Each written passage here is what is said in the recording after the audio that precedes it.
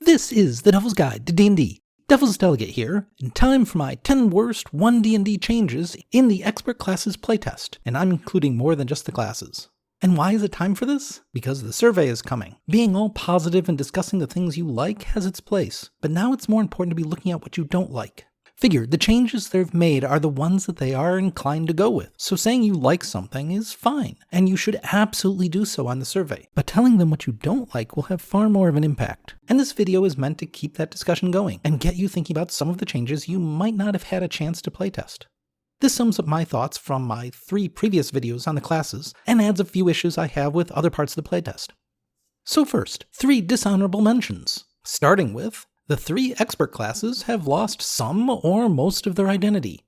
Okay, this is a dishonorable mention because it's only partly my view. This has come from numerous playtesters of the new material, so I'm mainly the messenger. The feeling is the rogue doesn't start feeling like a rogue until high levels, that the ranger never feels like anything at all, it has no identity, and playing a bard is now just playing a wizard. I get that with the bard. For the ranger, yeah, but it's hard to fix. And for the rogue, I'm just passing along the experience of others. But with so many people feeling this way, there's something here. Next, reliable talent only affecting skills and tools you are proficient with, and jack of all trades only affecting skills you aren't proficient with. In both cases, there was no need to narrow their uses, but I feel like I need to see more about tools and straight ability checks before I can say more. And finally, silly feat prerequisites. Don't know how these will turn out in practice, but as written they come off as a bit goofy. All 3 of these feats require proficiency with any martial weapon. Any one. Crossbow expert, so you don't need to know crossbows. Get yourself a halberd proficiency and you're good to go. Great weapon master, so now you could have a crossbow proficiency and that would do the trick. Polearm master, no need to know how to use a polearm. Again, a heavy crossbow proficiency will do the trick. Now to the 10. And don't dwell too much on the ranking, they're all bad. Number 10. Nerfing the guidance spell. I love this spell. Yes, it's very powerful, but also fun, and I've never found it to be a problem in gameplay. It promotes ability checks and skill use. Nice to have something other than combat be important, and more importantly, encourages players working together, teamwork. And anything which encourages teamwork is good. The new version is less fun, is massively weaker, and screws up what a cantrip is. Limited use cantrips does not fit into the game design. If you're nerfing it this much, make it a cleric feature, but better yet, leave it alone.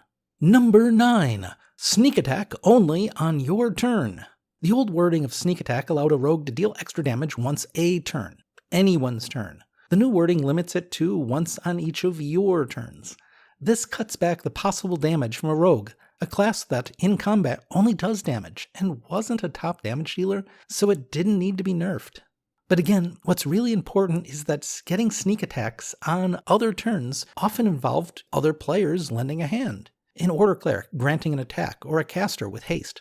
Once again, it's teamwork, which is a major factor in making D&D fun. It should be encouraged, not discouraged. Number 8. Number of prepared spells equaling the spell slot table. Before, number of known spells were determined by its own column, while prepared ones were figured by ability mod plus level. More importantly, neither of these methods worried about the level of the spells you could have, as long as you could cast them. OneD&D's way is a nerf to casters at low levels, where casters were weak, they didn't need a nerf there, and a buff for most casters at mid-level, where they are strong and don't need one. Then at higher levels, it's a huge nerf, where, okay, casters are plenty strong at high levels, but it's a nerf in the wrong way, limiting what you can do, so again, it's much less fun. This method adds restrictions based on spell level, forcing you to take some of every level, even when you don't want to, and then capping how many. At higher levels, you can only ever prepare 1/8 and 1/9 level spell, but you have to have them. And the same is true of 6th and 7th level spells until you're at 19th class level. Well, this takes care of the Warlock's Mystical Arcanum feature being worse than other casters because this is approaching that. But no one liked Mystic Arcanum. If I want to prepare 2 9th level spells and 3 6th but no 7th or 8th, why should that be outlawed? Okay, I get that they did this so there's only one table that new players can look at that tells everything, but that's the only reason. It's not for good gameplay, and I don't believe players are that stupid that they needed this combined table. Number 7. The Ritual Caster feat. Much like the Find Trap spell doesn't let you find traps, the new Ritual Caster feat doesn't let you cast rituals. The 5e version of the feat was a way to have utility casting in a party without requiring a wizard or a tome lock. You want someone who can cast those locate spells, locating objects, people, animals, the informational spells, and most importantly, safe rest spells, alarm, tiny hut. And no one ever has enough spell slots to do that. Thus, wizards and tome locks are necessary in every party.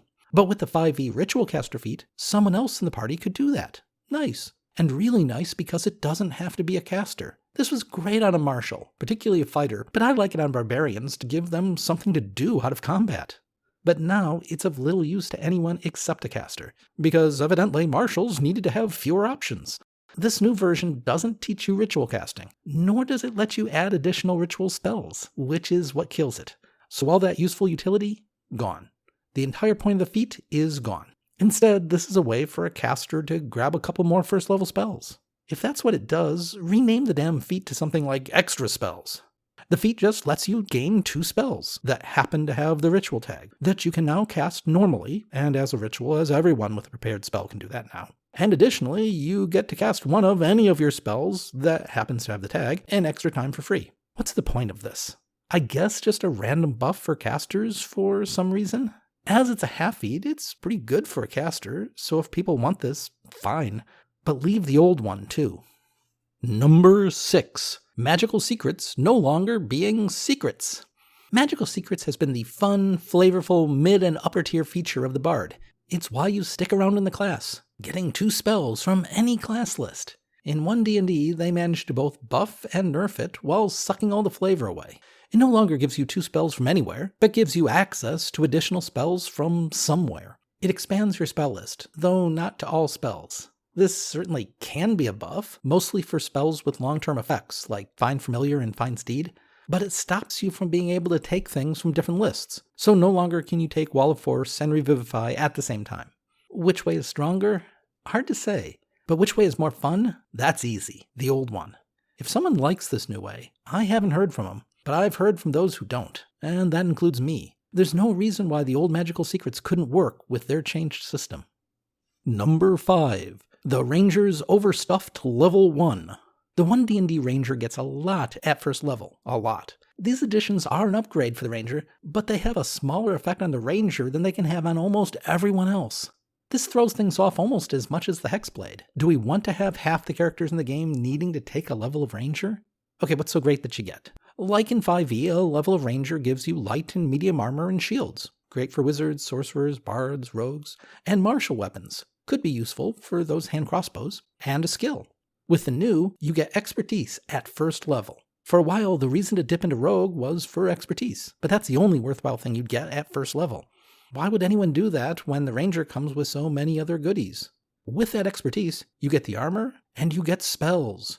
With spell slots rounded up, so good on arcane casters who want some healing, and good on martials, because it's the first level spells you really want from a Ranger.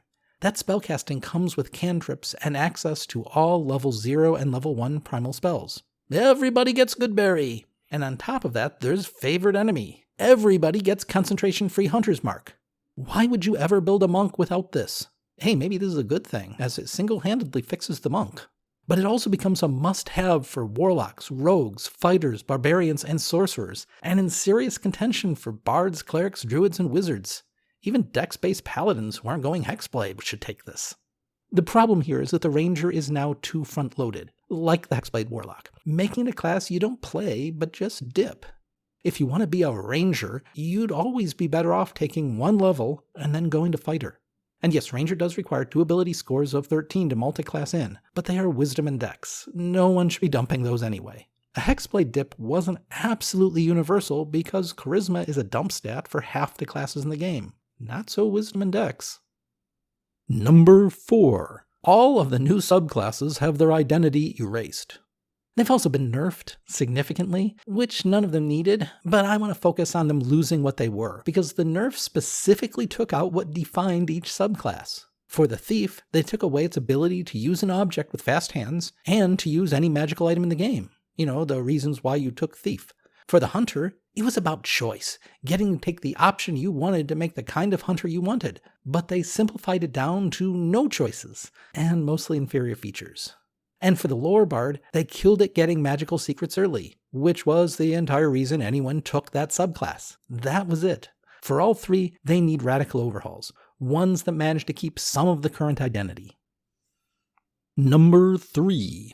All casters are prepared casters. Yes, this supplies more versatility, which is nice. It also makes all the casters the same, which is not nice.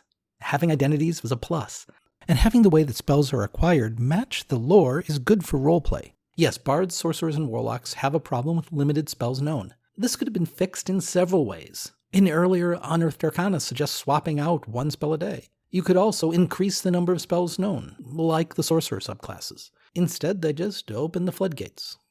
And speaking of killing class identity, number 2, no class spell lists.